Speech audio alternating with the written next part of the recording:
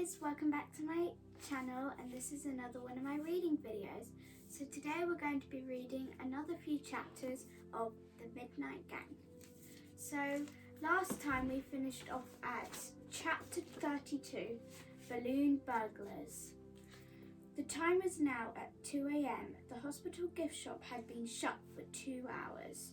Tom pushed his face up against the glass. Inside were 2 huge bunches of balloons for sale.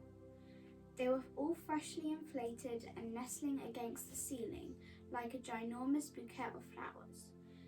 "That's what we need to get our hands on, young sir," said the porter.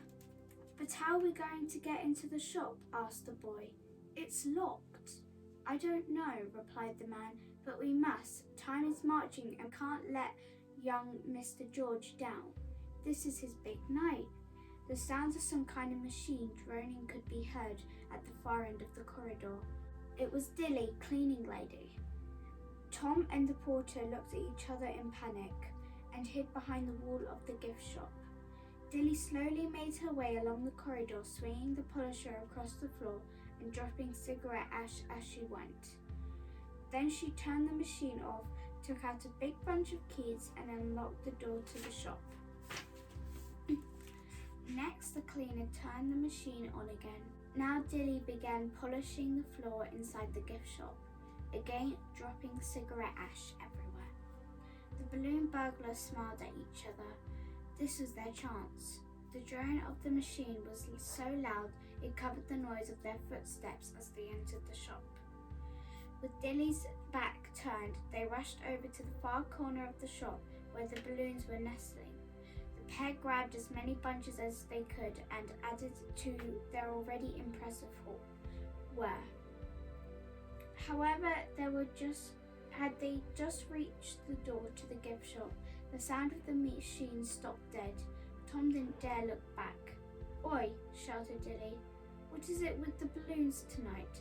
You gotta tell me what the heck you two are up to now." "Oh, hello, young Mrs. Dilly," slurred the porter. "It's you," the cleaning lady replied. "I should have known. You're always lurking around in the hospital up to no good." Not at all," replied the porter, trying hard to rearrange his misshapen face to make a smile. "Young Mr. Tom and myself are just taking these balloons up to the children's ward." "Whatever for?" demanded the cleaner. "I am running a balloon animal making competition," said the porter. "In the middle of the night? We are mainly making badgers and owls, as I am sure you know they are nocturnal creatures and so only come out at night," added Tom. "I don't believe a word of it. You are both lying. All you rotten kids are up to no good. You've got no right to steal the balloons. I'm reporting you to the hospital now." "You've got no right to steal those balloons." "Oh no, what shall we do?" pleaded Tom. "Leg it," replied the porter. The pair raced out of the shop, and the porter, dragging his withered leg behind him, spotted the bunch of keys was dangling. From the door, Tom turned the key and locking the porter cleaner in. Furiously, Dilly banged onto the glass doors. Thud, thud, thud, thud, thud. "Let me out!" she shouted as more cigarette ash dropped from her mouth.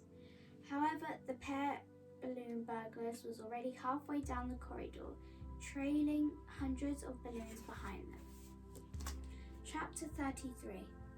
"You are late," shouted Amber and Tom as Tom and the porter finally arrived. George was standing beside her, not looking best pleased either. All 3 teams were now gathered at the bottom of the tall stairwell, which stretched from the very bottom of the hospital to the very top. Everyone was holding huge bunches of balloons. Of course, being unofficial leader of the Midnight Gang, Amber had to have the largest number of balloons. It looked like 200 or 300. All of Amber's balloons were tied to a wheelchair. There were so many that she was hovering off the ground ever so slightly. One more balloon and she might just have taken off. It was clear that she and Robin had been very busy in their attempt to make George's dream come true. "Sorry," said Tom as he and Porter arrived. Standing at the bottom of the stairwell, Tom finally had a sense of how incredibly tall Lord Van Hospital was. Looking up, he felt dizzy. Tom had never been in a building so tall before. A giant staircase led all the way from the very top of the hospital. There must have been 1,000 steps in all. The ceiling was huge glass skylight. Through that, Tom could see the twinkling night sky. Everyone's faces were glowing with excitement. To be out of their beds in the dead of night was always a thrill. "Okay, everyone, give me your balloons," announced George. He couldn't wait a moment longer. "Patience, young Mr. George, sir," said the porter. "This is a delicate operation. We need to get a number of balloons just right. If you take all the balloons now, you could zoom all the way up there like a rocket." "That's exactly what I want," protested the boy. "Chance would be a fine thing," remarked Robin. "If you're thinking of making your pet fly, here is the number of balloons you'll need. A gerbil, 7 balloons. A hamster, 12 balloons. A rabbit, 31 balloons. A tortoise, 39 balloons. A cat, 47 balloons. A dog, 58 balloons. A pig, 117 balloons. A donkey, 343 balloons. An elephant, 97,282 balloons. A blue whale, 3,985,422 balloons. "I'm already floating. Look," said Amber. The girl was hovering a few centimeters off the ground. "And that is the weight of the wheelchair." All right, said George impatiently. "Just tell me what to do." "First, someone needs to go to the very top of the stairs to take just one balloon off George so that when he has floated up, he can safely float back down," said the porter. "Hands up if you want to volunteer." Needless to say, none of the Midnight Gang wanted to climb 1,000 stairs. Without thinking, Tom lifted his hand to pick his nose. "Thank you, young Thomas, sir," said the porter. "But," protested Tom, "very noble of you. Off you go." Reluctantly, Tom began ascending the stairs. At the first, he stomped to show his annoyance, but that soon became exhausting as he stopped and simply climbed to them. Tom could hear everything that was going on below, as the voices echoed up the stairwell. As usual, the porter organized everything for the children. He began gathering the balloons bunch by bunch before handing them over to George. In no time, the boy was staring weightless, his feet skimming the ground. "We need to be very careful now," said the porter, "one balloon at a time." Finally, Tom had reached the very top of the staircase. He was now completely out of breath. Tom was not sporty at all, and to him this was like scaling Mount Everest. The boy looked down and felt 100 times dizzier than he had looked up. It was as if he was going to fall. Even though the handrail, there was no way he could. George was now floating a few centimeters off the ground. One or two more the balloons and he would be soaring through the air. "Are you ready there, Mr. Thomas, sir?" called the porter. "Ready," Tom shouted back, though for a moment he had forgotten what he'd gone all that way up to do. "Take a balloon off George so he can safely float back down again," he muttered to himself, suddenly remembering. The porter held one of the balloons in his hand to George's 100. "I am sure this one will finally make you fly. Are you ready?" "Ready," replied George. The porter looked over at Amber and Robin. "All together. Now let's make the launch of the space rocket. 10, 9, 8. The Midnight Gang had all began counting down together.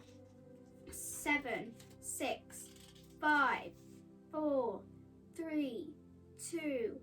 But before they could say one, impossibly old lady Nellie waltzed into the bottom of the stairwell clutching her balloon. "Oh, hello again," she said brightly. "As much as I love this balloon you gave me, I wondered if I could swap it for a pink one." Nellie reached out to grab the huge bunch of balloons George was holding. As soon as she did, her little body shot up through the air faster than a rocket. Zoom! Chapter 34. Bottom on Fire. Tom desperately tried to catch the little old lady as she flew past, but she was going way too fast. The old lady was much lighter than George, and the helium in the balloons made her zoom up the stairwell at a terrific speed. The glass fell from the skylight as Nellie smashed through it. Those down below leaped out of the way to avoid the sharp shards of the falling glass, and the shards hit the ground with a gigantic smash. "Yippee!" shouted the old lady with joy as she disappeared off into the starry sky. "It's not fair!" shouted George. From the top of the stairwell, Tom could see Nellie sailing over the rooftops of London. "Come down!" shouted the porter. Tom leaped onto the banister and slid down. The boy felt his bottom come hotter and hotter as he slid down faster and faster. Very soon he realised he couldn't stop. "Ah! What's the matter, young Mr. Thomas, sir?" called the porter. "My bottom's on fire." "That's all we need now," remarked Robin. The boy slid down the banister faster and faster. The friction was so great that his pajamas the porter found for him started smoking at the seat. "Ah!" screamed Tom. "My bottom is really on fire." "Yes, dear, we heard you the first time," said Robin unhelpfully. "George, grab the fire extinguisher," shouted the porter. The boy did as he was told, but in the lifting up by the handle, he must have set the cylinder off as foam started spraying all over everyone. "Splurge! Watch where you're going, pointing that thing," screamed Amber. "Watch where you're pointing that thing," screamed Amber, as she now resembled a giant Mr. Whippy ice cream. "I can't turn it off," cried George, as Robin, too, was covered head to foot. He remarked, "I haven't the faintest idea what's going on anymore." "Help!" screamed Tom. "Somebody catch me!" With the fire extinguisher still spraying the foam everywhere, the porter was also soon covered. Desperately, the porter tried to rub the foam out of his eyes to get his position to catch Tom. "I can't see anything," cried the porter. "Join the club," remarked Robin. Looking over his shoulder, Tom could see that he was heading straight for Amber. "Amber, try and catch me," he shouted. "My arms are broken," she called back. Whiz! Tom shot off the end of the banister. Whoosh! He flew into the air and landed on top of Amber. Splat! Sending her wheelchair speeding off backwards. Rattle! They hit the wall with a tremendous wallop and landed into a crumpled foamy heap on the floor. Crunch! Then Splash finally stopped. "Great news, everybody," announced George. "What?" said the others. "I've worked out how to turn this thing off." "Just in time," said Robin sarcastically. "I'm glad my arms and legs are already broken," said Amber. "Otherwise they would have been broken."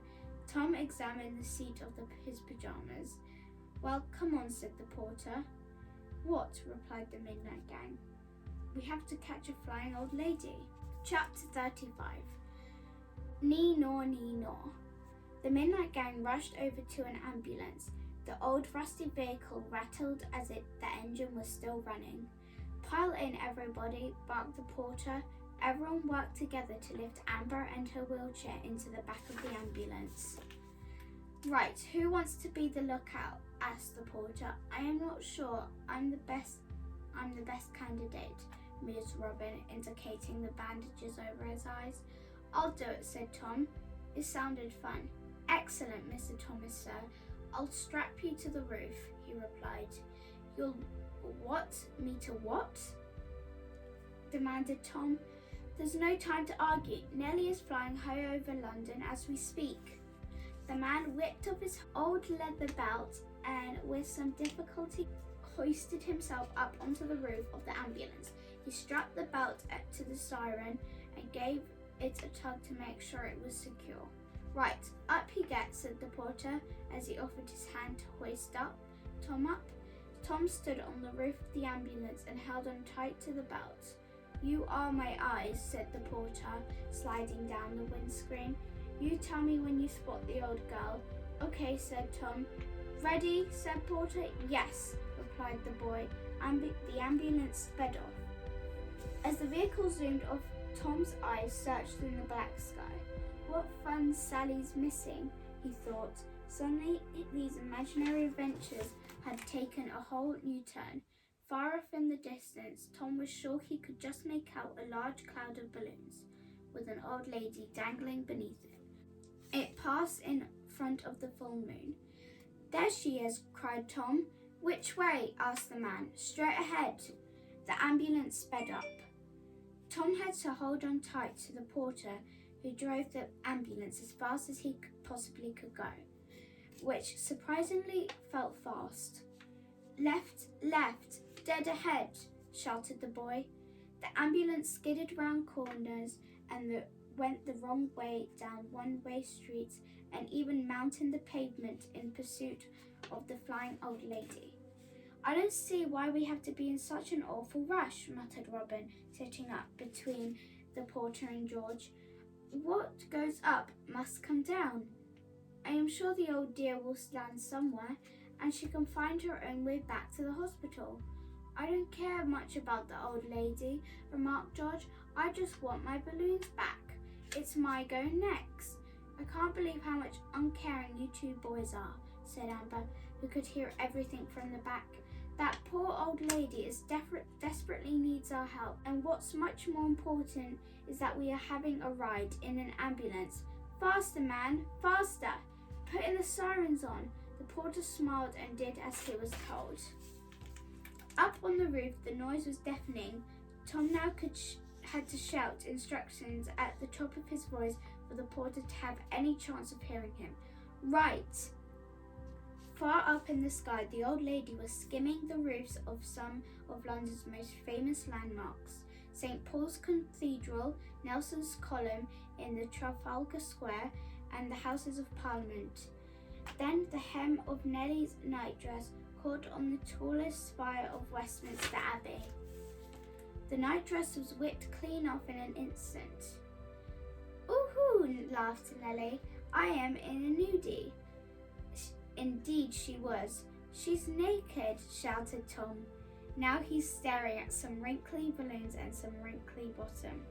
"Oh no," the porter shouted.